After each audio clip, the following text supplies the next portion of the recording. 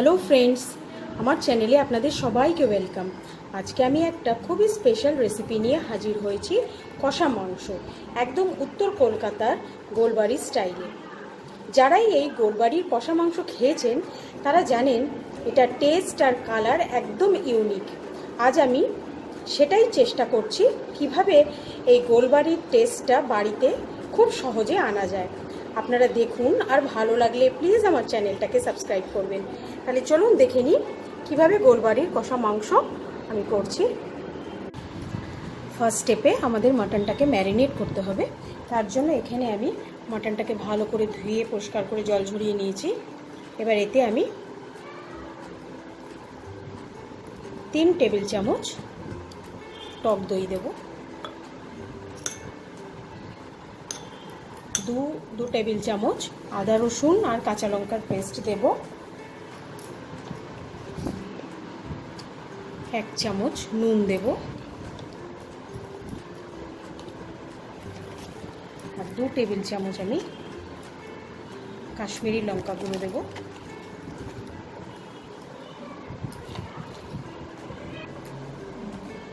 আর 1 চামচ হলুদ গুঁড়ো দেব, আর 2 টেবিল চামচ মতো সর্ষের তেল দেব।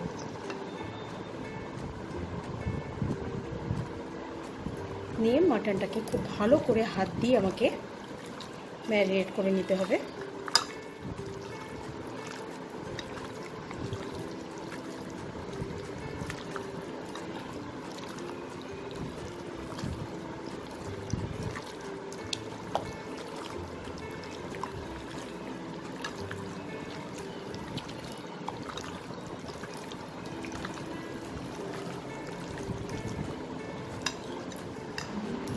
এবার এই মাটনটাকে আপনারা চাইলে সারা রাত ম্যারিনেট করতে পারেন, কিন্তু আমি এখানে সারা রাত করব না, আমি এখানে 3-4 ঘন্টা এটাকে ম্যারিনেট করব। এটাকে ঢেকে আমি ফ্রিজে রেখে দেবো। সেকেন্ড স্টেপে যতক্ষণ মাংসটা ম্যারিনেট হচ্ছে ততক্ষণ আমি কিছু মশলা তৈরি করে নেব। এখানে আমি কিছু শুকনো মশলা নিয়েছি, এটার মধ্যে নিয়েছি আমি জায়ফল নিয়েছি আধে, একটা বড় এলাচ, 4টে ছোটো এলাচ, জয়িত্রী, 4টে লবঙ্গ আর দারচিনি। এগুলোকে আমি শুকনো খোলায় ভেজে আমি গুঁড়ো করে নেব। মাটনটা আমার 2 ঘন্টা ম্যারিনেট হয়ে গেছে, ওটা আমি ফ্রিজ থেকে বার করে রেখেছি। এবার একটা প্যান ভালো করে গরম করে নিয়েছি। এবার এতে সর্ষের তেল দেব।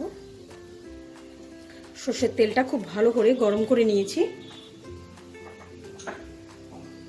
এবার এই তেলে আমি 3টে বড় সাইজের পেঁয়াজ ভালো করে স্লাইস করে কেটে নিয়েছি।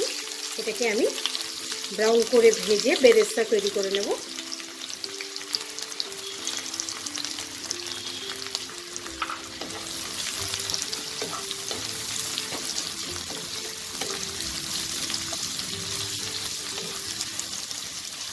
পেঁয়াজটা আমার ব্রাউন করে ভাজা হয়ে গেছে। এবার এটাকে আমি তুলে নেব।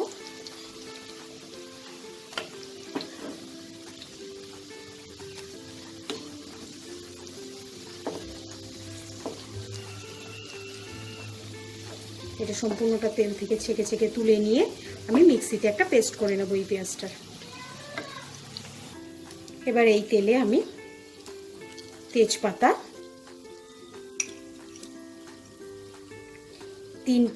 3টে ছোট এলাচ, 2টো লবঙ্গ আর একটু দারচিনি ফোড়ন দেব।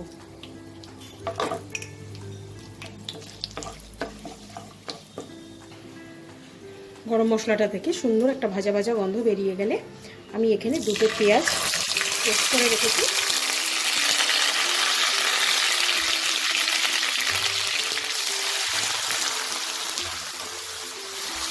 পেঁয়াজটা আমি খুব ভালো করে ভেজে নেব। পেঁয়াজটা থেকে তেল বেরোতে শুরু করে দিয়েছে। এখন আমি 2 চামচ আদা রসুন বাটা দিয়ে দেবো। এই আদা রসুনের পেস্টটা দিয়েও আমি খুব ভালো করে মশলাটাকে কষিয়ে নেব। এই গোলবাড়ি মাটনের এই মশলাটাকে কষানোটাই মেন। এটাকে আপনাদের খুব ধৈর্য সহকারে মশলাটাকে কষাতে হবে। যত কষানো হবে ততই মাটনের টেস্টটা ভালো হবে। এই আদা রসুনের কাঁচা স্মেলটা চলে গেছে। এবার আমি ম্যারিনেট করা মাটনটা দিয়ে দেব।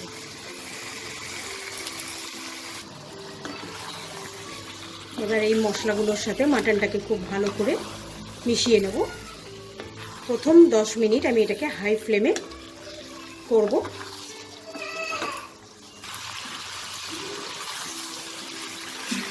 এটাকে আমি হাই ফ্লেমে কিছুক্ষণ করে নিয়েছি। এবার আমি এটাকে ঢেকে 10 মিনিট এইভাবে রান্না করব মিডিয়াম ফ্লেমে। মাটনটা আমি মিডিয়াম ফ্লেমে ঢেকে 10 মিনিট আমি করে নিয়েছি। মাঝখানে একবার এসে একটু নেড়ে দিয়েছি। এবার আমি শুকনো খোলায় ভেজে রাখা গুঁড়ো মশলাটা দিয়ে দেবো।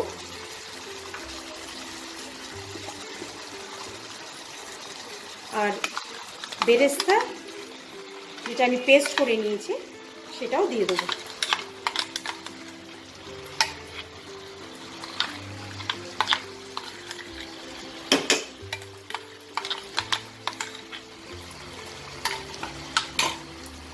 এবার এই সবগুলো মশলা আবারও ভালো করে মিশিয়ে নেব।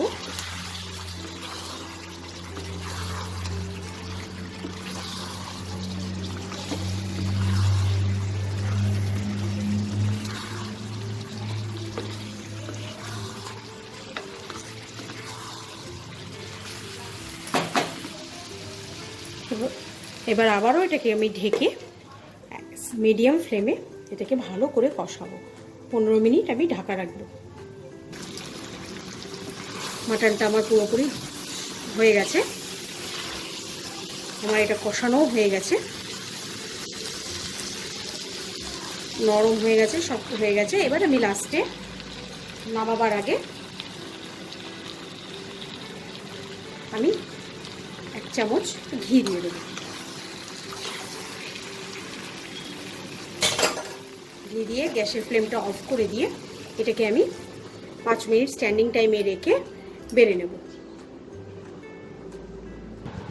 আমার গোল বাড়ির মাটন কষা একদম রেডি। আপনাদের যদি আমার এই রান্নাটা ভালো লাগে লাইক শেয়ার করবেন, আর আমার নতুন নতুন রেসিপির আপডেট পেতে আমার চ্যানেলটাকে সাবস্ক্রাইব করবেন। আজকের মতো বিদায় জানাচ্ছি। আবার আসবো নতুন কোনো এক রেসিপি নিয়ে। বাই।